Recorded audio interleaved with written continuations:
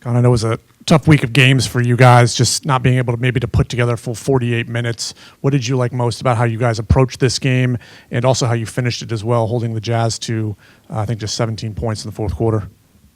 Yeah, I mean, I think a big point of emphasis for us is like how many points a team scores in each quarter.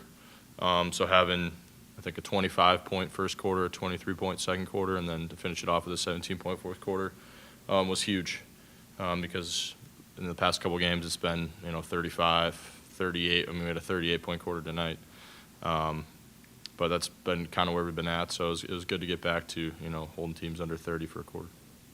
Charles just talked about how you do your homework, you know your defensive tendencies, you're always trying to look at film, and today you had some really great individual defensive possessions, moving your feet, beating guys to the spots. What goes behind the scenes to be able to do that?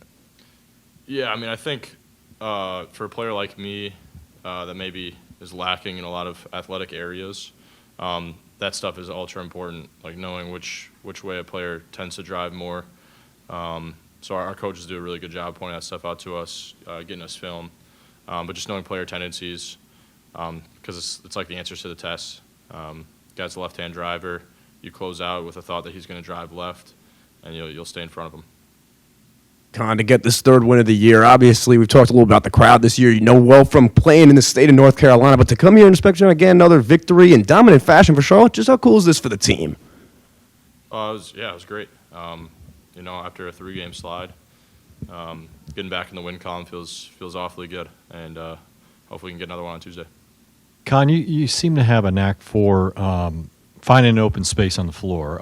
It's one thing we've kind of all noticed is, you'll slide out, find a spot, get really uncontested shots. I'm just curious, kind of where did you pick that up along? Is it way back in AAU ball, or where did you kind of pick up that knack for finding an open spot on the floor?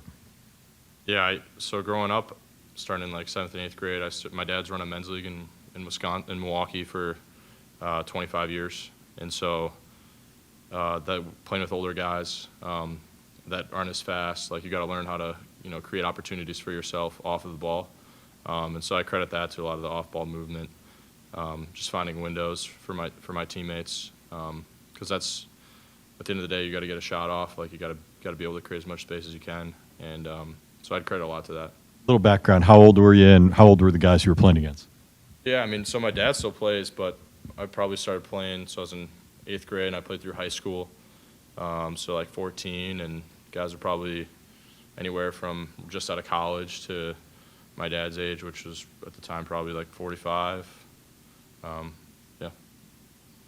You and Sion both had great games on the stat sheet tonight. How great has it been for the two of you guys to have each other to rely on as you've continued the chemistry that you guys built at Duke and brought it here to Charlotte? I mean, Sion's a great teammate.